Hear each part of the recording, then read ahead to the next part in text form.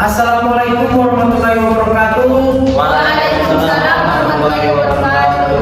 Baiklah, pada kesempatan kali ini kami akan menjawab pertanyaan-pertanyaan atau tugas yang diberikan oleh Bapak Adiani. Yang pertama akan disampaikan oleh saudari Fenia Firlana. Kepada saudari, persilakan.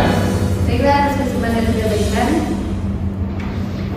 Pengertian dari bank pembiayaan rakyat syariah adalah bank syariah yang dalam kegiatannya tidak memberikan jasa dalam lalu lintas pembayaran. Nah, salah satu contohnya yaitu sebutkan contoh lalu lintas pembayaran antar negara. BPRS ini hanya ada di Indonesia, tidak ada di luar negeri. Nah, jika kita ingin berpergian ke luar negeri, ya otomatis kita harus menukarkan uang itu ke mata uang asing. Itu dia salah satu contoh pembayaran antar negara agar dia berjalan dengan stabil. Oke, baik, terima kasih. Saya akan melanjutkan pertanyaan. Apakah sistem keuangan syariah mampu menciptakan sistem keuangan yang stabil? Menurut definisi baku, stabilitas sistem keuangan secara internasional masih belum terwujud. Namun demikian terdapat definisi stabilitas keuangan menurut Bundesbank 2003 mendefinisikan stabilitas keuangan sebagai kondisi di mana alokasi sumber dana menyebabkan resiko tekanan dan perubahan struktural. Jadi alokasi itu lebih penting, lebih diutamakan, sama seperti sumber dana. Terima kasih. Selanjutnya, apa saja kelemahan yang menjadi masalah pembiayaan rakyat syariah? Yang pertama, tidak ada cek hanya ada di perusahaan besar. Yang kedua, tidak ada peminjaman. Yang ketiga, tidak ada menerima giro dari nasabah. Yang keempat, tidak dapat menerbitkan cek atau bayar giro. Yang kelima, tidak dapat mengikuti cek atau bayar giro. Selanjutnya pertanyaannya, bagaimana jika salah satu tujuan itu tidak terlaksana? Jadi tujuannya itu yang pertama kan meningkatkan kesejahteraan ekonomi umat. Jika tujuan tersebut tidak terlaksana, maka kesejahteraan ekonomi umat itu akan menurun. Selanjutnya tujuannya itu kan menambah lapangan kerja. Jadi jika tujuan tersebut tidak terlaksana, maka lapangan kerja yang diadakan oleh bank tersebut akan menjadi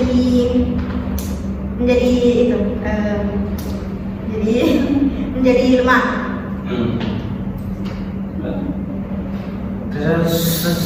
Selanjutnya, jika terjadi kerugian dalam skema penghasil, apa bank syariah menanggung kerugian? Baik, menurut saya antara bank dan nasabah itu, bank tidak menanggung kerugian dikarenakan dalam perjanjian pertama itu sudah ada jaminan di mana di tengah-tengah jalan nasabah itu terhalang atau ada kerugian, bank itu tidak menanggung kerugian. Dalam arti bank itu sudah memegang jaminan daripada nasabah itu tersebut. Selanjutnya, apa saja sih kendala yang dihadapi bank pembiayaan rakyat syariah? Yang pertama, kendalanya adalah kiprah BPRS yang kurang dikenal sebagai BPR syariah. Yang kedua, sumber daya manusia yang dimiliki BPRS maupun dengan lembaga lainnya. Selanjutnya, persaingan global yang semakin meningkat, kuantitas dan kualitas sumber daya manusia yang lebih tinggi, infrastruktur, peraturan perundang-undangan, modal teknologi, manajemen, edukasi, dan penelitian sumber daya manusia. Selanjutnya, bagaimana cara peminjaman uang di bank syariah?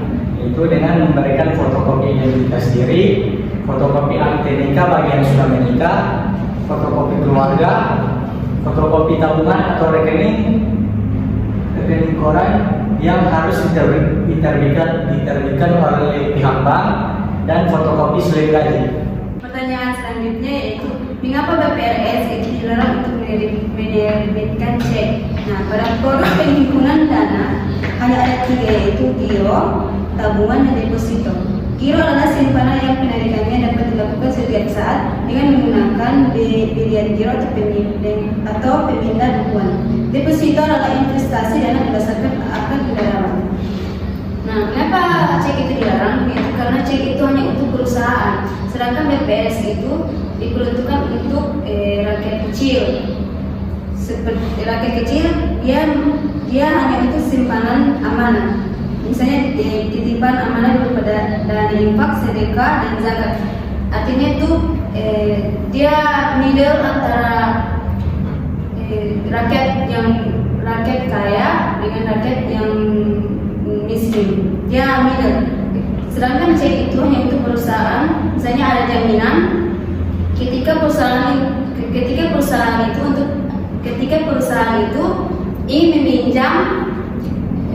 meminjam uang di bank, maka harus ada cek tersebut. Selanjutnya, apa yang dilakukan oleh perbankan syariah agar dapat terus tumbuh dan berkembang?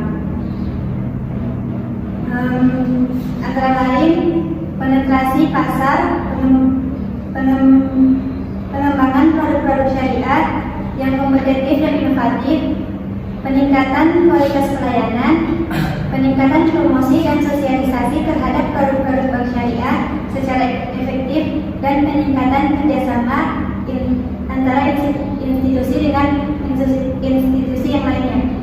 Pertanyaan selanjutnya, bagaimana peran bank umum syariah mengimplementasikan bank syariah memegang peran sangat penting dalam mendorong laju pertumbuhan ekonomi Indonesia. Ini dapat dilakukan dengan menumbuhkan sektor investasi melalui dana pihak ketiga dan menumbuhkan pembiayaan melalui pembiayaan yang diberikan kepada masyarakat.